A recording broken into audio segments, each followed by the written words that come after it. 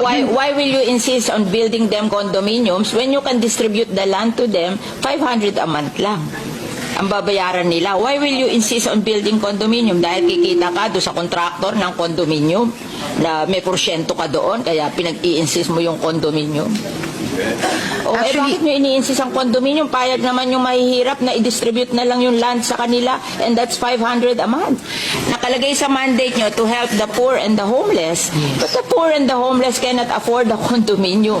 Why not distribute the land under the community mortgage program na 500 a month lang ang ano nila? Ba't ayaw nyo nun? Paalisin nyo doon sa lupa at tatayuan nyo ng kondo. Saan nyo dadalhin yung hindi kayang magbayad sa kondo? Di homeless na naman yon. Hindi ba unfair sa kanila? Pinaalis mo doon sa lupa na tinatayuan nila, tatayuan mo ng kondo, tapos ibibigay mo sa middle class, tapos yung mga mahihirap, wala na naman bahay. You have to reconsider what you're doing. I think it's wrong. Yes, Mr. President. I think sa tulong ng Senado, dito sa mga budget plenaries natin, naisusulong natin yon. Hindi lang yung reconsideration, pero yung redesigning din mismo ng 4PH program. I think we have done the community mortgage program in Las Piñas for